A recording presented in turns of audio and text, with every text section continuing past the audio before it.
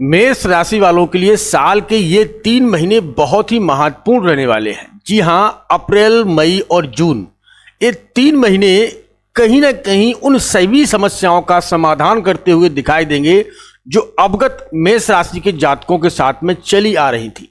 मैं ये कह सकता हूं कि 2019 से अवगत परेशानियों ने पीछा नहीं छोड़ा। 2023, 24, 25 ये समय बड़ा ही कठिन और परिश्रम भरा रहा। जीवन में कहीं ना कहीं चुनौतियां आती रहीं और आप उनका सामना करते रहे।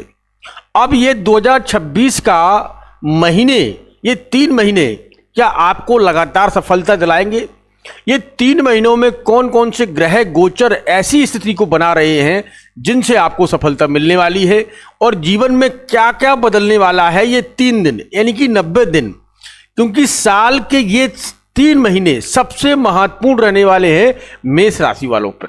और आपको ये जानकर बड़ी खुशी होगी कि ये 3 महीनों में अवगत जो समस्याएं बनी थी वो ग्रह गोचर के हिसाब से अब उन समस्याओं से आप निकलते हुए दिखाई दे रहे हैं। जीवन में बड़े बदलाव के संकेत अब मिलते हुए दिखाई दे रहे हैं। कैसे समझते हैं?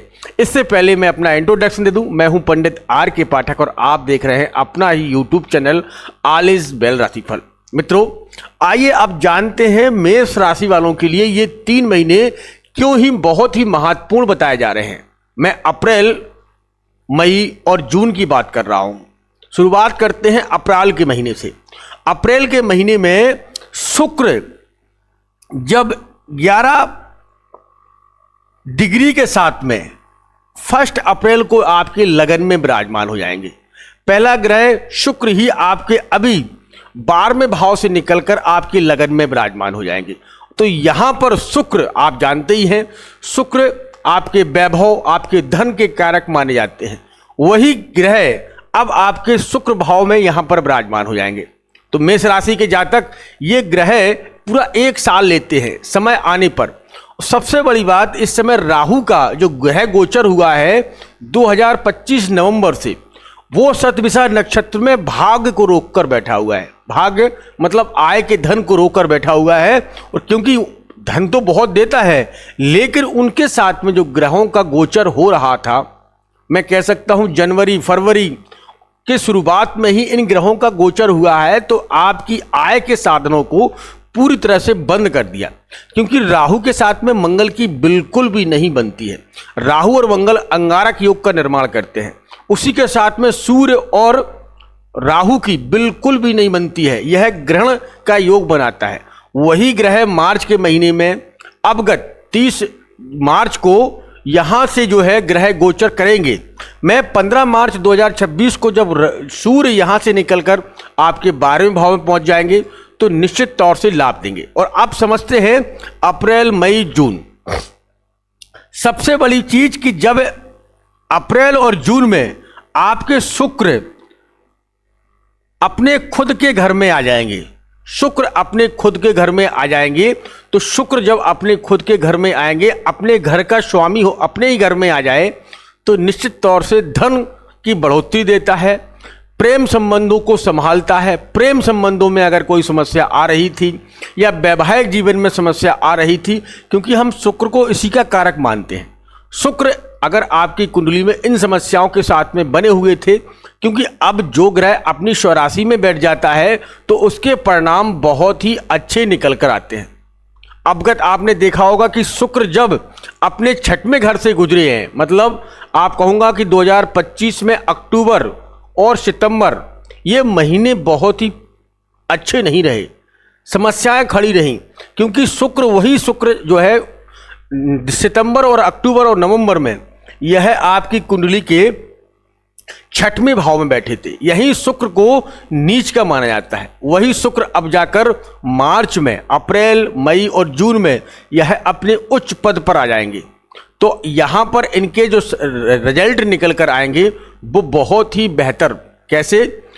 वैवाहिक के कारक तो माने ही जाते हैं। विवाह में अगर कोई समस्या आ रही थी, विवाह में रुकावटें आ रही थी, तो अप्रैल, मई और जून के लिए यह बहुत ही कारगर रहेंगे। और यहाँ पर इनके रिजल्ट आपको बहुत ही लगातार प्राप्त होंगे।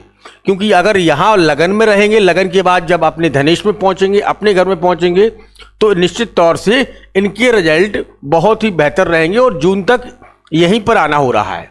ठीक है, ये तीनों घर क्या है, शुक्र के लिए बहुत ही पावरफुल रहते हैं। अब दूसरा ग्रह देखते हैं सूर्य। सूर्य अभी अभी 14 मार्च को, ठीक है, जब आपको वीडियो मिले मई जून, ठीक है, मई जून अप्रैल में किसी समय इस वीडियो को मिले तो आप समझना कि 14 मार्च को सूर्य अभी मीन राशि में जाएंगे, मीन राशि में प्रवेश करेंगे सूर्य। पर 30 दिन बाद ये फिर आपके लगन में आएंगे। ये भी इनका मित्र का घर है और ये भी इनका मित्र का घर है। लेकिन जब अपने लगन में विराजमान होंगे तो मेष राशि के लोग, जो जातक, हमारे युवा बच्चे साथी जो तैयारियां कर रहे हैं, जॉब के लिए तैयारी कर रहे हैं, या आप प्रमोशन की तैयारी कर रहे हैं, या आपका प्रमोशन नहीं हो रहा था, काफ़ी समय से रुका है, या फिर आप कोई इंटरव्यू देने जा रहे हैं, सैन्य शक्ति या आईटी जॉब में जो तैयारी कर रहे हैं, तो वो मान के चलिए 1 अप्रैल से और मई और जून का समय बहुत पावरफुल रहेगा। क्योंकि अब ये राहु से सभी ग्रह दूरियां बनाएंगे। जब राहु से दूरियां बनाएंगे तो राहु का भी रिजल्ट अच्छा निकल कर आएगा, साथ में सूर्य का रिजल्ट बहुत अच्छा आएगा। और सूर्य नौकरी के ही कारक माने जाते हैं।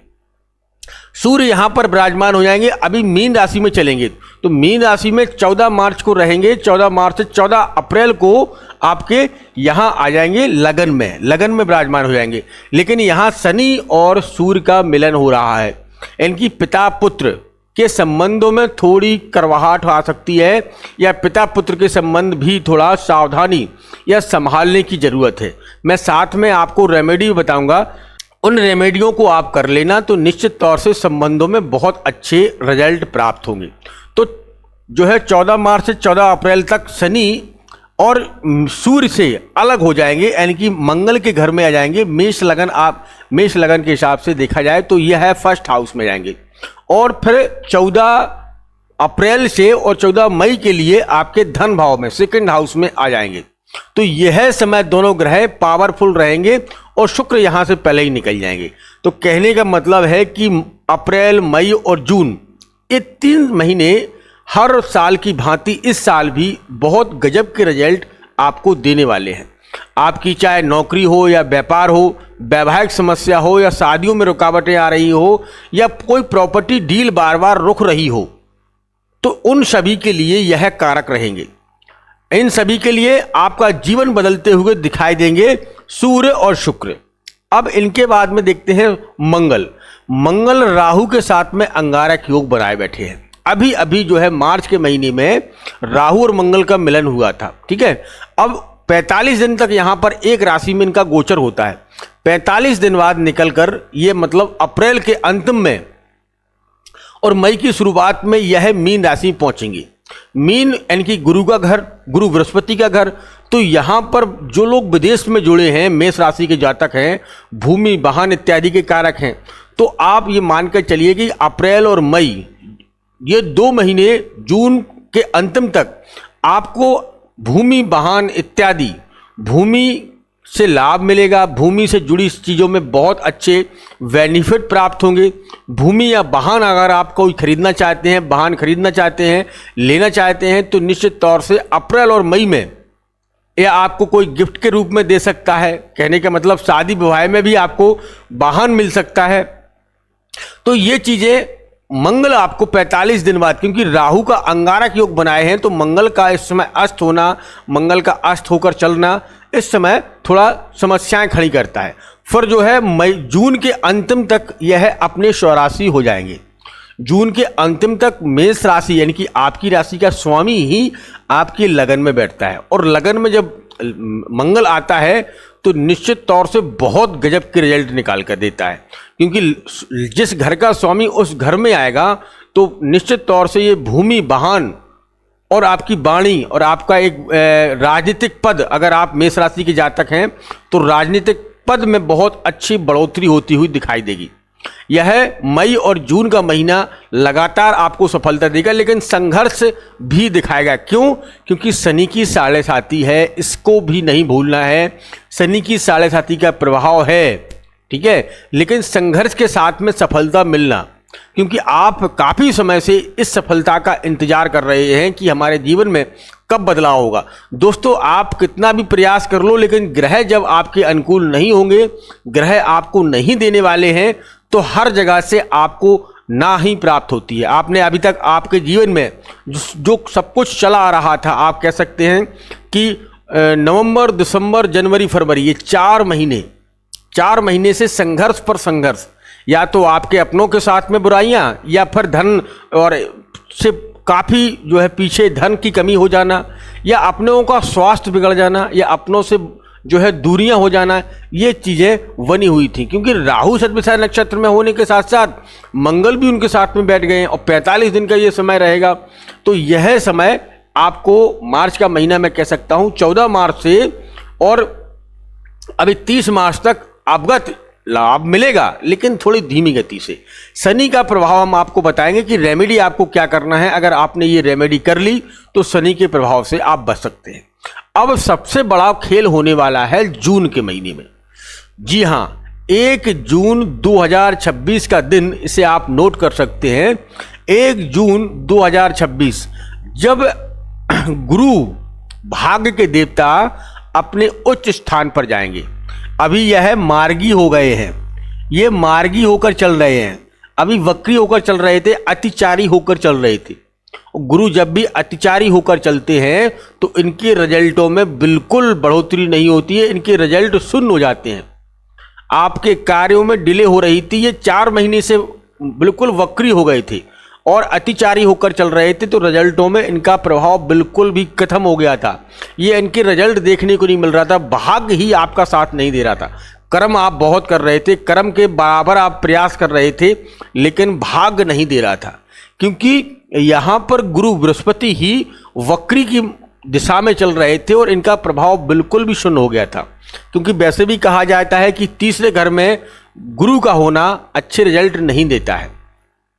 गुरु सबसे अच्छा रिजल्ट देता है आपकी कुंडली के 4th हाउस में। जहां 4th लिखा हो, आप मानकर चलिए कि आप बहुत बड़े भाग्यवान हैं, बहुत ही जीवन में सफलता प्राप्त आपको होने वाली। क्योंकि गुरु को यहां पर उच्च का माना जाता है। गुरु बृहस्पति अपने चंद्र के घर में, कर्क राशि में, अगर आपकी कुंडली में भी 4th लिखा है और गुरु बृहस्पति बैठे हैं, तो ये मानकर चलिए कि गुरु बृहस्पति का कनेक्शन बहुत ज़बरदस्त है। जिस घर को देखेंगे उस घर में बहुत अच्छी बढ़ोतरी दिलाएंगे।